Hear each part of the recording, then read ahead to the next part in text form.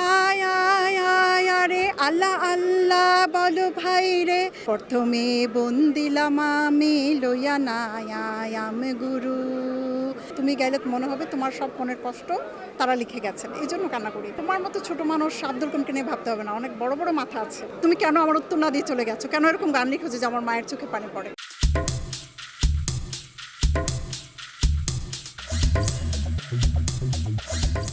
স্বাগত জানাচ্ছি অমর একুশে বইমেলা থেকে আজকের পত্রিকার নিয়মিত আয়োজন মলাটের গল্পে। সঙ্গে আছি আমি ভূমি সারথী, আমার সঙ্গে আছেন সৈয়দা আখি হক। কেমন আছেন?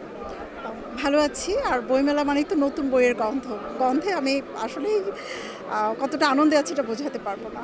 কেমন দেখছেন এবারের বইমেলা? আমার কাছে ভালো লাগছে, আর আরেকটু পরিচ্ছন্ন হলে বোধহয় ভালো লাগতো। 2009 সালে খুঁজতে গিয়েছিলেন হাসন রাজাকে, 2025 সালে এসে পেয়ে গেছেন সৈয়দ শাহনূরকে। ওনাদের গল্প আমরা শুনতে চাই। আসলে 2009 সালে আমি বের হয়েছিলাম হাসন রাজা, রাধারমন, শাহ আব্দুল কালামকে খুঁজতে। এর কারণ হচ্ছে আমার মা ছোটোবেলায় গান গাইতেন, আমাকে ঘুম পাড়াতেন, ঘুম পাড়ানে গান গেয়ে তো সেখানে কান্না করতেন, গান গাইতে গাইতে কান্না করতেন। তো আমার জেদ চাপলো যে আম্মা তুমি কান্না করো কেন। তো আম্মা বলেছেন যে যদি এই গানগুলো গাই, সাধকরা এমনভাবে লিখেছেন যে তুমি গাইলে মনে হবে তোমার সব মনের কষ্ট তারা লিখে গেছেন, এই জন্য কান্না করি। তো ছোট মানুষ মানে খুব জেদ, যে কেন তারা এরকম গান লিখবে যে আমার মায়ের চোখে পানি পড়ে। তো এইটা চিন্তা করেই তখন থেকে জেদ চেপেছে যে আমি তাদের কাছে যাব। এবং আম্মা বলেছেন, আম্মা হাসতেন, তো আম্মা বলেছেন যে রাধারমন হাসন রাজা তো নেই, শাহ আব্দুল করিম আছে, তুমি ওনাকে গিয়ে জিজ্ঞেস করো কেন ওরকম গান লিখেছেন। তখন থেকে যাব, বড় হলে যাব, এই যাব করে কিন্তু 2009 সালে আমার যাওয়া। তখন আমি কিশোরী, এবং সেপ্টেম্বরের 12 তারিখ শাহ আব্দুল করিম মারা গেছেন 2009 সালে। তো আমি টেলিভিশনের সামনে সারাক্ষণ নাওয়া খাওয়া নেই, আমি বসে আছি, ওনাকে হসপিটালে দেখাচ্ছে। শাহ আব্দুল করিম নূরজাহান হসপিটালে ছিলেন। তো আমার গানের স্যার, আমি তখন গানের ক্লাস করতাম, তো আমার গানের স্যারকে বলেছিলাম, স্যার আমরা যদি প্রত্যেকে 1 টাকা করে দিই তাহলে কিন্তু শাহ আব্দুল করিম উন্নত চিকিৎসায় বেঁচে যেতেন, এত কষ্ট ভোগ করতেন। আমি কান্না করছি। তো স্যার আমাকে বকলেন যে তোমার মতো ছোট মানুষ শাহ আব্দুল করিমকে নিয়ে ভাবতে হবে না, অনেক বড় বড় মাথা আছে ওনাকে নিয়ে ভাবার জন্য। তখন আমি কান্না করলাম, আমার টপ করে পানি পড়ছে পায়ের মধ্যে, কিছু বলিনি। তো জেদ করেছিলাম তখন আবার যে আমাকে 2-3 মাস পরে আপনি ডেকে জিজ্ঞেস করবেন শাহ আব্দুল করিম কেমন ছিলেন। তো এর মধ্যে শাহ আব্দুল করিম মারা গেলেন সেপ্টেম্বরের 12 তারিখ। আর আমি নভেম্বরে চলে গেলাম সিলেটে একা একা ট্রেনে। ওটা আম্মাকে বললাম তুমি আমাকে বাধা দিও না, আমি যাব। পরে একা একা গেলাম, গিয়ে শাহ আব্দুল করিমের সমাধি যেখানে, সেখানে চাপড়ে চাপড়ে বলছিলাম যে তুমি কেন আমার উত্তর না দিয়ে চলে গেছো, কেন এরকম গান লিখেছো যে আমার মায়ের চোখে পানি পড়ে। তো সেই থেকে আমার যাত্রাটা শুরু হলো, এখনও বাংলার প্রত্যন্ত অঞ্চলে ছুটে বেড়াচ্ছে সেই সাধকদের সন্ধানে। এরকম বড় বড় সাধক কিংবদন্তিদের নিয়ে লেখার পরে এবং তাদেরকে জানার পরে আপনার জীবনবোধটা এখন কেমন? আমার মায়ের দর্শন থেকে এবং তাদের দর্শন থেকে যদি আমি একসাথে মেলাতে যাই, তাহলে মনে হয় যে সৎ পথে চলা এবং নিষ্ঠার সঙ্গে কাজ করা এবং ভালো কিছু চিন্তা করা, সময়কে কাজে লাগানো, প্রতিটা সময়ের প্রতিটা সেকেন্ডে যদি আমরা কাজে লাগাই এবং সব কাজে লাগাই, আমাদের উদ্দেশ্য সফল হবে এবং আমরা লক্ষ্যে পৌঁছাতে পারবো। এবং মানবতা বোধ যদি না থাকে আসলে কোনো কাজই হয় না। যেমন আমি যখন যে বয়সে বের হয়েছি, ওই বয়সে কিন্তু আমার বের হওয়ার কথা না। আমি বের হয়েছি, আমার সৎ সাহস ছিল, আমি নারী এটা ভাবিনি। আমার মা বলেছিল তুমি যখন ঘর থেকে 1 পা বাইরে দিয়েছো তুমি পরিপূর্ণ পুরুষ, আবার যখন ঘরে ঢুকেছো তুমি পরিপূর্ণ নারী। এই যে আমি কি সেটা আমি জানতাম না তখন। এই যে আমার সৎ সাহস ছিল, আমার ইচ্ছা ছিল, খুঁজে বের করবোই, আমি বের করেছি। তো তাদের যে চিন্তা, সাধকরা যেটা বলেছেন, অল্প আহার, অল্প ঘুম, অল্প কথা, এইটাকে আমি আমার জীবনের মানে একটা অংশ মনে করি এবং সেভাবে চলি। লেখার ক্ষেত্রে আপনি এরকম কোনো প্রতিবন্ধকতার মুখে পড়েছেন যেটার জন্য আপনাকে অনেক স্ট্রাগল করতে হয়েছে? আমার হাতে এই বইটি আছে, এটা এবার এসছে সময় প্রকাশন থেকে। সময় প্রকাশনে আমার 3টি বই এসছে। তো এই বইটির অনেক বড় একটি গল্প আছে। যেমন আমার জীবনকে যদি অর্ধেক করি, 2টা ভাগ করি, একটা ভাগ ব্যয় হয়েছে এই বইটির পেছনে সৈয়দ শাহনূর, এবং তিনি হচ্ছেন মধ্যযুগের কবি, 17 শতকের। সবচেয়ে বেশি দীর্ঘায়ু তিনি লাভ করেছিলেন, 125 বছর বেঁচেছেন। অর্থাৎ 1730 সালে ওনার জন্ম, 1855 সালে উনি মারা গেছেন। ওনার নিজের হাতে লেখা নাগরিলিপিতে রচিত হয়েছিল এই নূর নসিহত বইটি, দুর্লভ এটি পাণ্ডুলিপি। তো এটি এত বছর প্রকাশ হয়নি, সান্নিধ্যে আসেনি, নানা কারণ ছিল। এটার আমার চ্যালেঞ্জ ছিল। আমার জীবনের ত্যাগ, শ্রম, কষ্ট বলেন, আমার সাধনা বলেন, সবটা আমি ব্যয় করেছি এখানে অর্ধেক জীবনের। তো তো এটি নিয়ে আসতে পেরে আমি সত্যি আনন্দিত। এবং এখানে তিনি শুধু একজন গীতিকবি ছিলেন তা না, একজন সাহিত্যিকও, পীর, মধ্যযুগের পীরের পীর হিসেবে খ্যাতি আছে ওনার, দাদা পীর বলা হয় ওনাকে। তো শাহজালালের পরে ওনাকে আর কি দাদা পীর হিসেবে পরিচিতি, সবাই দাদা পীর ডাকে।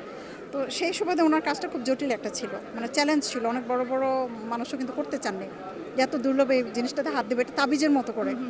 এখানে একটা আমার চ্যালেঞ্জ ছিল, আমি অনেক শপথ, অনেক কিছুর পরে ওইটা নিয়ে আসলাম আপনাদের কাছে। এটা লিপ্যান্তর করে নিয়ে আসছি নাগরিলিপি থেকে। ব্যক্তিগত জীবনে আপনি আসলে কার বই পড়তে পছন্দ করেন?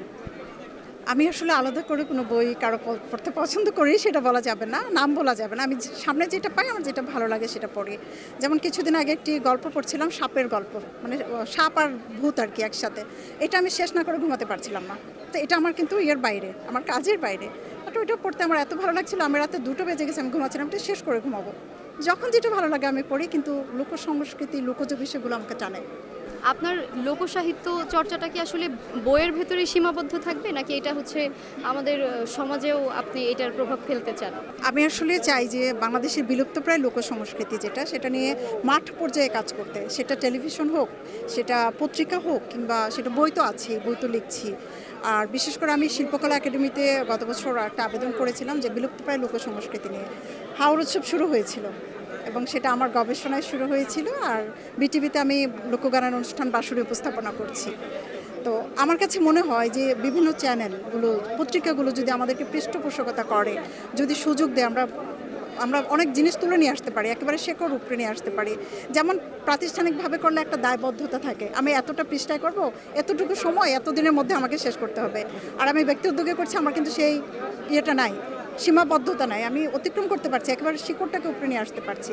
তো আমরা যদি পৃষ্ঠপোষকতা পাই, আমার মনে হয় যে আমরা ভালো কাজ করতে পারবো। এবং সেটা আমি অনেক বিষয় হারিয়ে যাচ্ছে আমাদের বিষয়গুলো, লোকসংস্কৃতির যে বিষয়, লোকসাহিত্যের যে বিষয়গুলো আছে, হারিয়ে যাচ্ছে। তো যেমন এটা 300 বছর আগের একটা পাণ্ডুলিপি, তো এটা অনেক টাফ ছিল আমার জন্য খুঁজে বের করা, 14 বছর লেগেছে, বুঝতেই পারছেন। এরকম অনেক জিনিস আছে, আমরা যদি সাহস পাই, আমরা শক্তি পাই, এবং আমরা পৃষ্ঠপোষকতা পাই, আমরা করতে পারবো। আমি চাই আপনারা যেভাবে চান আমরা সেভাবে দিতে পারবো। কাজে লাগাতে হবে, আমি চাই তরুণদেরকে কাজে লাগাতে হবে। তরুণদের জন্য আপনি যে ধরনের বই লিখছেন, এই লোকসাহিত্য নিয়ে লেখা কিংবা লোকসাহিত্য চর্চা, সেই জায়গাটাতে তারা আসলে কিভাবে উদ্বুদ্ধ হতে পারে, কিংবা আপনি তাদেরকে কি মেসেজ দিবেন? আমি তরুণদের উদ্দেশ্যে এটা বলতে চাই যে আসলে আমরা সময়কে কাজে লাগাই। আমরা হচ্ছে কি অযথা মোবাইলে সময় নষ্ট না করে, আমরা অযথা আড্ডা না দিই, আড্ডা দরকার আছে, বাট অযথা আড্ডা না দিই। আমরা যদি কিছু একটা সময় আমাদের শেকড়ে যাই, আমাদের পেছনে যাই, আমাদের অতীতে যাই, যেমন আমাদের বাবা মার বাড়ি কোনো প্রত্যন্ত অঞ্চল, আমরা যদি সেখানে কে ছিলেন, গুণী ব্যক্তি কে ছিলেন, আমার নানার বাড়ি, দাদার বাড়ি, গুণী ব্যক্তি কে ছিলেন আমার আশেপাশে, তাকে খুঁজে বের করি, তার সম্পর্কে একটু জানি, তার সম্পর্কে যে জানে তাকে একটু জানাই। আমি লিখতে পারছি না, অমুক লিখতে পারছি, আমি তাকে একটু তথ্য দিই যে অমুক জায়গায় একজন ভালো লেখক ছিলেন, সাধক ছিলেন। তারা নানাভাবে আসলে সহযোগিতা করতে পারে। আর আমি বলবো, শুধু আমি যে এলাকার, সেই এলাকার দায়বদ্ধতা কিন্তু আমার এলাকাকে টিকিয়ে রাখার। আজকে শাহ আব্দুল করিমের উজান ধল, কেন এত মানুষ যায় সেখানে? শাহ আব্দুল করিমের জন্য যায়। তো প্রতিটা জেলায়, প্রতিটা অঞ্চলে কিন্তু এরকম কিছু মানুষ আছেন, প্রতিটা গ্রামে কিছু না কিছু মানুষ আছেন। তো তাদেরকে তুলে আনার জন্য তরুণদের ভূমিকা অপরিহার্য। তরুণরা পারে, যেমন আমি পেরেছি। এখন আমার কথা শুনে, আমাকে দেখে তরুণরা কেউ উদ্বুদ্ধ হলে আমি খুশি হব।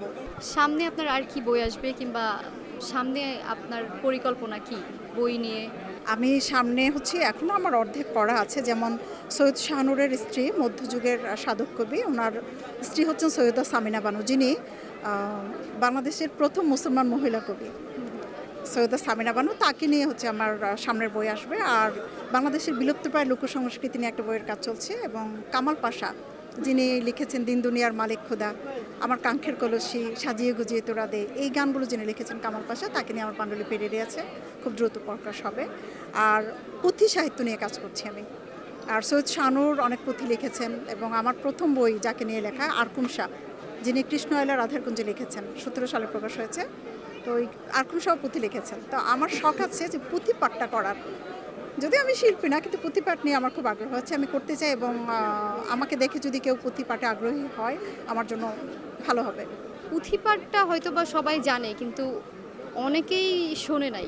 পুঁথিপাঠ শুনে নাই। হ্যাঁ, আর তো আপনার কাছ থেকে একটু আমিও শুনি, আমার দর্শকরাও শুনুক, সবাইকে একটু শোনাতে চাই। যেমন আমরা জানি যে হস্তিনী, পদ্মিনী, শঙ্খিনী, চিত্রাণী 4 প্রকার নারীর বিষয়ে আমরা বিভিন্ন খবরনামাতে বিভিন্ন বইতে জানি, কিন্তু সৈয়দ শাহনূর 7 প্রকার নারীর বর্ণনা করেছেন।